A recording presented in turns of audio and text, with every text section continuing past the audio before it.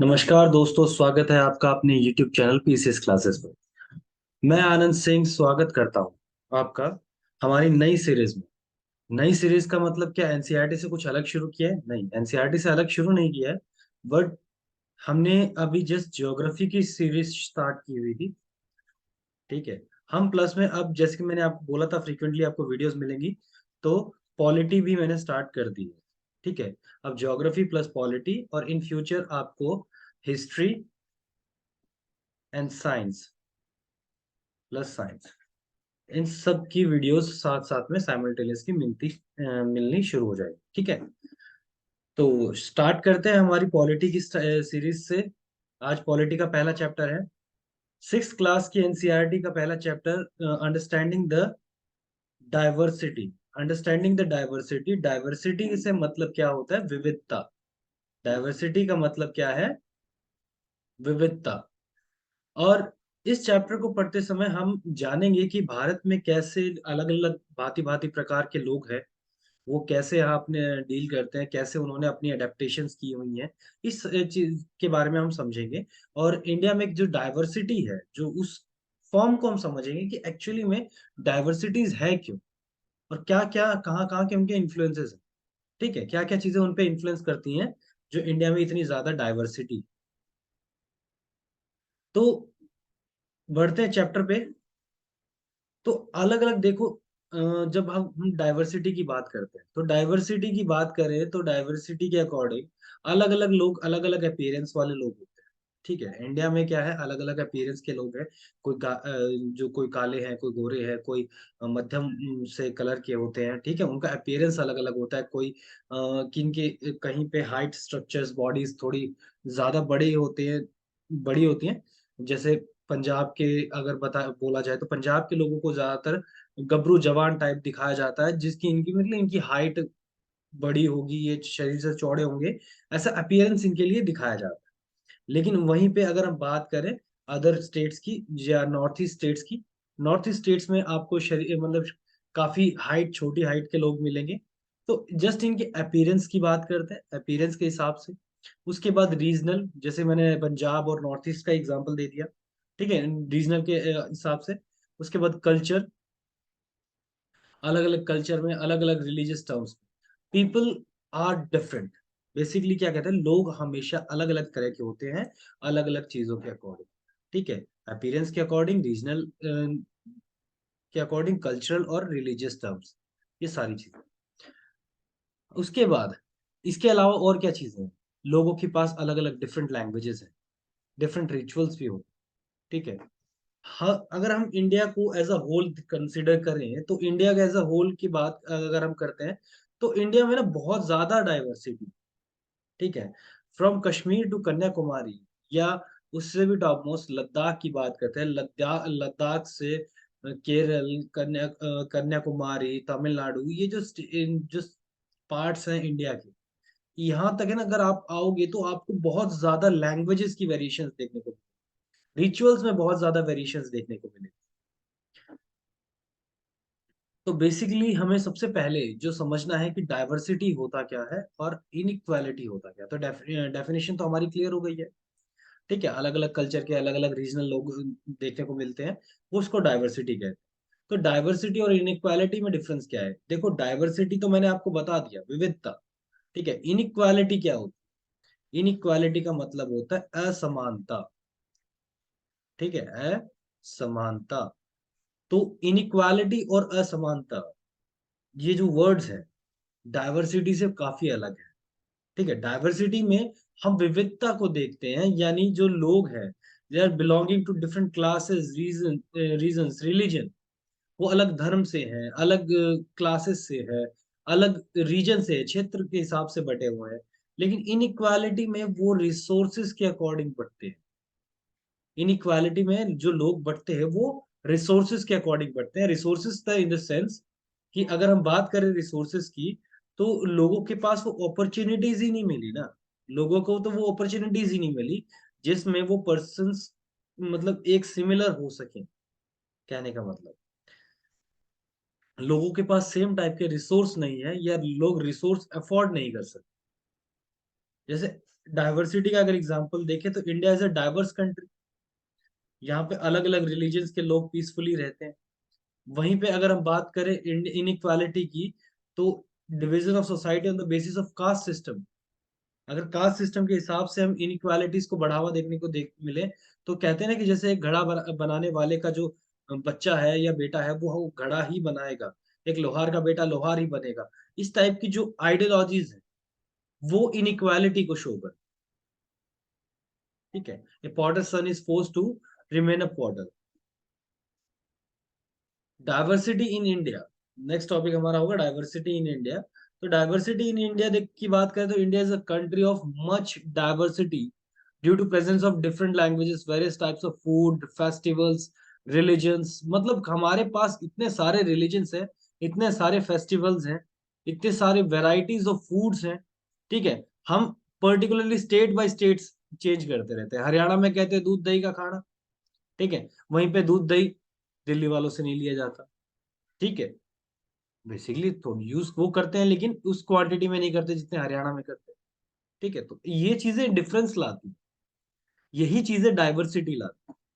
तो अलग अलग डिफरेंट डिफरेंट लैंग्वेजेस, अलग अलग टाइप के फूड से, अलग अलग फेस्टिवल्स, डिफरेंट रिलीजन्स, ठीक है। Often people went in search of new lands, लोग नई नई जमीनों के सर्च में भी जाते हैं, ऐसी बात नहीं है कि लोग नई जमीन को सर्च नहीं करते, ठीक है। न्यू लैंड्स, न्यू प्लेसेस पे सेटल होते हैं, ट्रेड करते हैं, ठीक है। लैंग्वेजेस के अकॉर्डिंग फूड, म्यूजिक, रिलीजन्स, इन सब का एक मिक्सअप तैयार हो जाता है।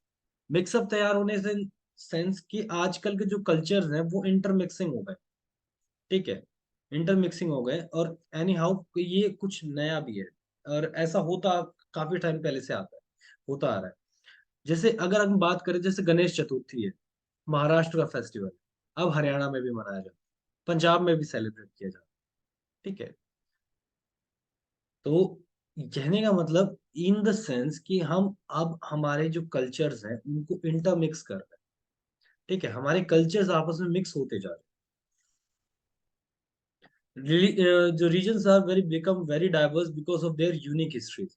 जो हमारे रीजन्स हैं वो हम अपनी अपनी यूनिक हिस्ट्रीज की वजह से काफी डाइवर्स है एक दूसरे से, विविधताएं बहुत ज्यादा है इनमें, ठीक है। जब पीपल अपनी लाइफ को अडेप्ट कर लेते हैं अपने ज्योग्राफिकल एरिया के हिसाब से, वहां के अकॉर्डिंग भी उनकी लाइफ मतलब एक डाइवर्स लाइफ वो जीने जीना शुरू कर देते हैं। सपोज करो कोई आदमी पहाड़ी एरिया में रहता है, माउंटेन एरिया में रहता है, तो उसकी लाइफ एक प्लेन एरिया में रहने वाले लोगों के कंपैरिजन में थोड़ी हार्ड होती है, इसीलिए वो अकॉर्डिंग टू वहीं की लाइफ जीने लगता है, ठीक है। केस स्टडी की बात करते हैं, हिस्टोरिकल और ज्योग्राफिकल फैक्टर्स की बात करेंगे डाइवर्सिटी ऑफ रीजन्स पे। क्लास सिक्स की एनसीईआरटी हम डिस्कस कर रहे हैं। क्लास जो सिक्स की ज्योग्राफी हमने ऑलरेडी स्टार्ट की हुई है सीरीज, और हिस्ट्री अब स्टार्ट करेंगे। लेकिन अब नेक्स्ट आगे बढ़ते हैं हम हमारी पॉलिटी की सीरीज में, वापस आते चैप्टर पे, ठीक है।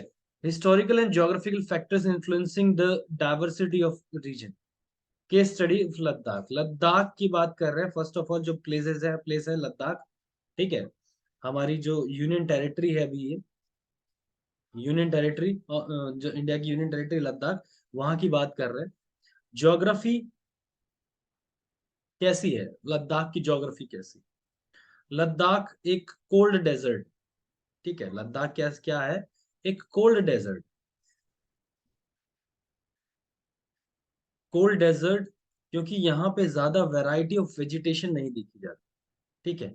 मैक्सिमम हिस्सा लगभग जो साल का जो मैक्सिमम टाइम है वहां पे बर्फ जमी रहेगी, काफी ठंड होती है। लद्दाख डेजर्ट माउंटेन के अंदर काउंट किया जाता है, ठीक है। East of Jammu Kashmir, agriculture बहुत कम है इस रीजन में क्योंकि रेनफॉल बहुत कम होती है बेसिकली, और रेनफॉल बहुत कम होती है, ठंड ज्यादा होती है, इस वजह से थ्रू आउट द ईयर बर्फ जमी रहेगी, आपको ज्यादातर हिस्से में बर्फ जमी रहेगी। यहाँ के लोग जो एनिमल्स जिनको डोमेस्टिकेट करते हैं, जिनको पाला जाता है, जो जानवर पाले जाते हैं वो शिप और गॉट है, ठीक है। शिप और गॉट है। और ये जो शिप्स और गॉट्स है इनकी जो वुल है, ठीक है, इनकी वुल यूज करते हैं, इनकी वुल यूज करते हैं। और वुल से बेसिकली कौन सी, पश्मीना वुल, इसी का ये यहाँ पे ट्रेड करते हैं, इसको बेचते हैं ट्रेडर्स को। और ट्रेडर्स उनको उन वुल्स को कलेक्ट करके, मतलब कश्मीर से ही जो पश्मीना शॉल्स हैं वो बनाते हैं, जो कि चीफली कश्मीर में ही बनाया जाता है, पश्मीना शॉल। इसके अलावा यहाँ इनके जो ट्रेड रूट्स वगैरह काफी डेवलप हो रखे हैं इनके। ठीक है, बहुत सारी जो पासेस है जम्मू कश्मीर में हमें बहुत सारे पासेस मिलते हैं, जिनके कारवांस के थ्रू हम तिब्बत को ट्रैवल कर सकते हैं। ठीक है, चाइना का जो तिब्बत का पार्ट है वहां हम ट्रैवल कर सकते हैं, और इनके थ्रू हमने टेक्सटाइल्स, स्पाइसेस, रॉ सिल्क और कारपेट वगैरह इन सब का हम व्यापार करते हैं। रिलीजन की अगर हम बात करें तो बुद्धिस्ट जो है वो तिब्बतन लद्दाख वाला जो रीजन है वहां पे बुद्धिज्म, लद्दाख में भी लद्दाख से होते हुए ही बुद्धिज्म जो है तिब्बत गया है। ठीक है, इसीलिए लद्दाख को एक स्पेशली वर्ड दिया गया है, लिटिल तिब्बत। लद्दाख को क्या कहा गया है? Ladakh is also known as little Tibet.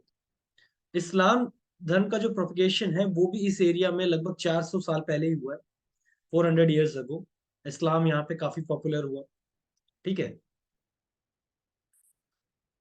और लद्दाख काफी रिच ओरल ट्रेडिशंस की जो पोएम्स हैं वो गाते हैं, यहाँ पे देखी गई हैं।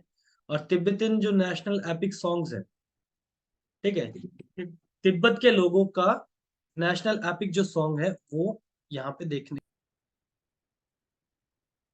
तो केसर सागा। ठीक है, तिब्बतन नेशनल एपिक सॉन्ग है केसर सागा। वो मुस्लिम्स और बुद्धिस्ट दोनों के द्वारा गाया जाता है इस एरिया में। नेक्स्ट जो हमने एग्जांपल लिया है केस स्टडी में वो है केरला। ठीक है, मैंने तो क्या लिया है, एनसीईआरटी नहीं ले रखा है। ठीक है, नेक्स्ट इज केरला। केरला की अगर हम ज्योग्राफी की बात करें तो केरला का जो स्ट्रक्चर है, अगर हम बात करें तो एज ए जैसे इंडिया का साउदर्न इंडिया है, एक तरफ तो पूरा समुद्र पड़ता है। ठीक है, दूसरी तरफ जो ये ईस्टर्न घाट्स हैं उनकी माउंटेन्स पड़ती हैं, और यहाँ पे है केरला। अरब ट्रेडर्स की जो फेवरेट प्लेसेस, पुर्तगीज यहाँ पे सबसे पहले आए कालीकट के बंदरगाह पे, वास्को डिगामा। ठीक है, ज्यूइश और अरब ट्रेडर्स यहाँ बहुत ज्यादा आते थे। तो हाईलाइटेड एरिया अगर बात करें तो ज्योग्राफी कैसी है, स्टार्टिंग से चलते हैं केरला के लिए। ज्योग्राफी कैसी है? एक तरफ से आपको समुद्र मिलेगा, दूसरी तरफ हिल्स मिलेंगी। ठीक है, इकोनॉमी स्पाइसेस के बेसिस पे है। लौंग, क्लोव्स, लौंग, काली मिर्च, पेपर, कार्डेमम, इलायची, ये सब उगाए जाते हैं यहाँ पे। ठीक है, ये हिली एरियाज में यहीं पे उगाए जा सकते हैं। और इनकी वजह से जो जूइश और अरब ट्रेडर्स हैं यहाँ पे काफी टाइम पहले आए हैं, और हमारे यहाँ से इंडिया से जो ट्रेड होते थे वो यहीं से हुए हैं बेसिकली। ठीक है, रिलीजन्स की अगर हम बात करें तो रिलीजन्स जो apostle of Christ saint Thomas था, ये बिलीव किया जाता है कि ये वो व्यक्ति थे जो इंडिया में क्रिश्चियनिटी को लेके आए, यानी क्रिश्चियन धर्म को लेके आए थे, और लगभग 2000 साल पहले लेके आए। इसके अलावा जो इब्न बतूता है, जो ट्रैवलर है, उन्होंने बताया है कि लगभग वो जो 700 साल पहले आए थे, इब्न बतूता, मोरक्को से थे ये। ठीक है, ये इंडिया में आए, ट्रैवल आए, इन्होंने जो अपना अकाउंट लिखा, जो अपनी बुक लिखी, उसके अंदर इन्होंने कहा कि यहाँ इंडिया में जो मुस्लिम्स हैं, इंडिया के में जो रहने वाले जो मुस्लिम्स हैं वो काफी हाईली रिच रिस्पेक्टेड कम्युनिटी। ठीक है, हाईली रिस्पेक्टेड कम्युनिटी। जो पुर्तगीज थे, वास्को डिगामा 1498 में, 1498 में भारत आया, कालीकट के बंदरगाह पे आया। तो वो जो कालीकट वाला जो आज की अगर प्रेजेंट लोकेशन की बात करें कालीकट की, वो केरला ही। ठीक है, और पीपल जो यहाँ के केरला की अगर हम बात करें तो जुडाइज्म, इस्लाम, क्रिश्चियनिटी, हिंदुइज्म और बुद्धिज्म, इन सभी धर्मों को फॉलो करते हैं। एक अकेला धर्म नहीं है केरल, बहुत सारे धर्म है। ठीक है, चाइनीज इन्फ्लुएंस भी यहाँ पे काफी देखा जाता है। चाइनीज इन्फ्लुएंस कैसे? क्योंकि जो यहाँ का फिशिंग नेट है, जो क्योंकि समुद्र के किनारे है, ज्यादातर लोग मछुआरे, मछुआरे प्रवृत्ति के भी हैं। तो मछुआरे जो हैं यहाँ पे, जो मछुआरे जो नेट यूज करते हैं, जो मछली पकड़ने का जो नेट होता है वो बिल्कुल चाइनीज जो फिशिंग फिशिंग नेट है उस बिल्कुल सेम उसकी तरह होता है। ठीक है, जिसे क्या कहते हैं, जिसे कहा जाता है चीना वाला, चीना वाला। ठीक है, और बर्तन, मतलब फिश को वगैरह को फ्राई वगैरह करने के लिए जो बर्तन यूज करते हैं उसे चीना चाटी कहते हैं, चीना चाटी। और ये माना जाता है कि जो वर्ड चीन है, इट्स, जो ये चीना चाटी, चीना वाला है, ये जो वर्ड चीन है इसको चाइना से निकाला गया, it's extracted from the China. ठीक है। केरल और लद्दाख की अगर हम बात करें तो देखो दोनों की ज्योग्राफिकल जो लोकेशंस हैं, ज्योग्राफिकल फीचर्स हैं, कितने अलग हैं। ठीक है। लेकिन हिस्ट्री की अगर हम बात करें तो बहुत सबके सेम है, क्योंकि चाइनीज अरब ट्रेडर्स ये सभी कश्मीर में भी आए हैं, लद्दाख में भी आए हैं, तमिलनाडु में भी आए हैं, और हमारे केरल में भी आए हैं। यानी एक दो अलग अलग इंडिया के दो अलग अलग कोनों में अरब ट्रेडर्स वगैरह हर जगह ही आए हैं टोटल कहने का मतलब। ठीक है। अब examples of unity in diversity, हम अखंड अखंडता में एकता ढूंढते हैं, यूनिटी इन डाइवर्सिटी। ठीक है। वो क्या, उसका एग्जांपल्स क्या है? हमने हमारा जो इंडियन नेशनल मूवमेंट है, इंडियन फ्रीडम मूवमेंट है, उसमें मैंस और वुमेन्स दोनों का पार्टिसिपेशन हर एक रीजन से देखने को मिला है। ठीक है।